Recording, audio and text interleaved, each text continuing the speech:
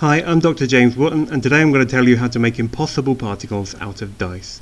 So these particles are impossible. They're not the kind of particles you can get in CERN, whatever you do. So all of their fancy equipment, they can't get these particles, but you can in your own home with dice. The reason why they're impossible is that they cannot exist in universes with more than 2 spatial dimensions, but our universe has 3 spatial dimensions. So all of the maths of these particles does not work. But we can make 2-dimensional things. For example, we can get a bunch of particles that do exist, put them in some 2-dimensional layout, and use those to make our particles exist. We can make a universe for these particles to live in. And the particles that we're going to use to make this universe out of in this video are dice. So here we have 16 dice arranged in a grid, and we have these squares, and these squares are just to collect up the particles. For example, we're going to look at some collective property of this collection of 4 dice because there's a square around it. We're also going to look at some collective property of this collection of 4 dice because there's a square around it, and we're going to look at some collective property of these 2, and so on. There's also collective properties of the 4 that are near these grey squares, but we're not going to think about those too much. We're mostly going to look at the dark blue squares and the light blue squares. Specifically, we're going to look at all of the dice around the square and see if they add up to a multiple of 6 or not. So, for example, here everything adds up to a multiple of 6. Now, if it doesn't add up to a multiple of 6, there's 2 possible things we can do. One of them we're going to do on the light blue squares, one of them we're going to do on the dark blue squares. So for the light blue squares, we're going to look at how much higher the number is than a multiple of 6. And on the light blue squares, we're going to look at how much lower the number is than a multiple of 6. So let's look at some examples. So we could take this 6 here, get rid of it, and replace it with a 1. In that case, if we add up these squares, we find that they are 3 times 6 plus 1, so they are 1 more than a multiple of 6.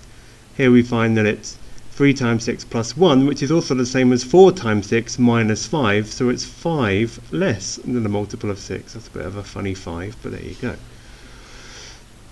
So we have 2 squares that don't add up to a multiple of 6, and one is associated with the number 1 and the other with the number 5. You'll notice that these add up, and indeed that will always happen. Whatever happens, whatever crazy numbers we put on the dice, then the numbers we'll get on the grid will always add up to a multiple of 6. That's just maths at work, but I'll leave that as an exercise to the reader. Now let's get rid of these and replace it with a 5. And that wasn't supposed to happen, but fortunately in this day and age we have Control Z. So here we now have a multiple of 6 on this again. We have a 6, add 5, add 1, which is 3 times 6, so we can get rid of that. And now we find that this is 3 times 6 plus 5. So this is 5 more than a multiple of 6. We've moved it from a dark blue square to a light blue square, but still it remains a 5. So we've effectively moved this 5 around. Now we can move it over here if we replace this with a 1, so that completes the 6 on this square, but makes this one 5 less than a multiple of 6. So our 5 moves. Let's even move it physically over here. And then if we take this one, we move the 5 into the 1, and they make a multiple of 6. So we find that we are back to everything being a multiple of 6. Again, seems that my keyboard likes to do a little dunk every time I do a controlled Z. A controlled Z, that's something from quantum computation. Sorry, I've always got quantum computation on the brain. The reason I'm interested in these impossible particles, in fact, is because they can be used to do quantum computation. But anyway, here we're back to another layout which has a multiple of 6 on every square, and indeed there are lots of them. This is just one possible example. Now, let's undo all that, go back to our nice ordered layout, and look at some other examples. So there we saw that we could create a 1 and a 5 and move the 5 around, and if we go in a loop we get back to one of these examples where everything is a multiple of 6. So we could also say put a 2 over here. Now this is now 2 higher than a multiple of 6. This is 4 less. And we can put a 4 in here. And this square is now a multiple of 6, but this one is 4 higher. We could then put a 2 over here, and the 4 moves again. So we can move these things around. They behave very much like particles. The actual particles, the real particles, are the dice. But when we look at these collective properties of the numbers around the square, which depend on all of the dice around the square, they seem to be acting like particles as well. We can get 4 particles and 2 particles and 1 particles and 5 particles and also 3 particles. And by rotating the dice we can move them around just as if they were an actual thing. And we can also push them into each other. We saw earlier when we pushed a 1 into a 5 they became a 6, and because everything here is based on the multiple of 6, that meant that they effectively disappeared, because multiples of 6 are nothing in this thing. They're effectively the same as vacuum in this particular universe that we've created. But if we moved a 1 into a 4, for example, well, why not do it? Let's not just talk about it. Let's do it. Let's put a 1 here. This square is now that's a very strange looking 1. This is now 1 higher than the multiple of 6. This is 5 less. But if we put a 5 in here, it would make this square back into a multiple of 6 again.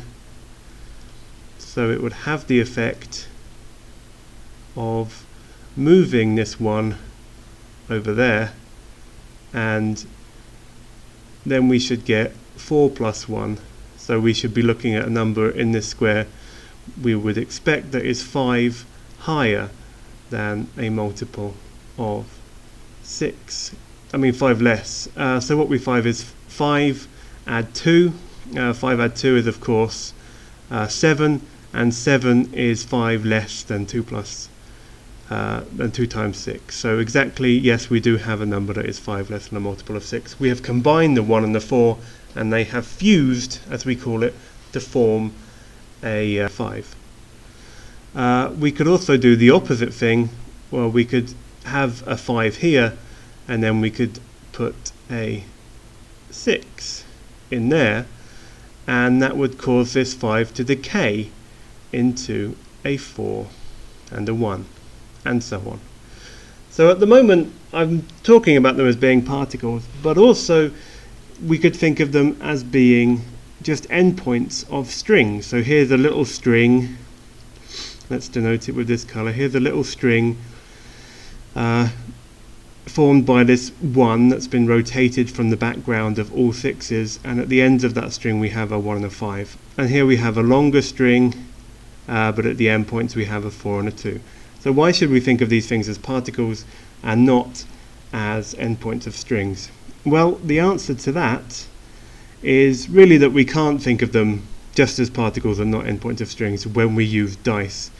To think of them truly as particles, we actually need quantum. So there is also a collective property that we will look at around the grey squares, but that cannot be really easily described in terms of the faces of dice. It's going to be a quantum superposition-y thing. And when we require so that's going to similarly be adding stuff up and wanting it to be a multiple of 6, but it's going to involve quantum superposition-y states that are not very easy to describe or draw in this video. And in the case that they all say that they're a multiple of 6, then what happens is that we will end up with not just one particular state in which all of the blue squares are a multiple of 6, for example having all 6's everywhere, but we will need to have a superposition of all of the different possible ways in which the blue squares can be a multiple of 6. So you can remember that we had this loop of 5's and 1's here. We'd have a superposition of everything being 6 and everything being 6 except that loop of 5's and 1's, and all other of the many crazy possibilities. Now that would mean that if we had, for example, this layout of dice, we would have a free particle here and a free particle there, a free here and a free there. If we had this layout of dice, we'd have a free here, a free here, a free here, and a free here. You see that the layout is the same, the only difference is where the strings are. Here we have a string of things that are different from 6 here, with these at the endpoints, and here we have one here with these at the endpoints, but here we have the string in a different place. It's just that the endpoints happen to be in the same place. Now if we're keeping all of these grey squares happy, then we're required to be in a superposition of these two possibilities as well as a lot of other stuff. So we can no longer talk about this being the endpoint of this string, because we're in a superposition of a quantum superposition of all of these different possible strings. So in this case, the strings really become unphysical. They become something that we can't really talk about, and it's only the endpoint that's actually well defined and makes sense. So these things truly become particles in the quantum realm. But you can simulate them pretty well with dice. And in fact, that's how we simulate these kind of particles, which are called non-abelian anyons, in our app that we made called Decodoku. Decodoku is an app which gives you a puzzle game that you can use to contribute to quantum error correction. So if you want to play with these particles, well, they're based on multiples of 10 in the game rather than multiples of 6, but if you want to play with them and help quantum error correction, then check out our app called Decodoku. If you want to know how Decodoku is spelled, just check out the name of this channel. Thanks for watching.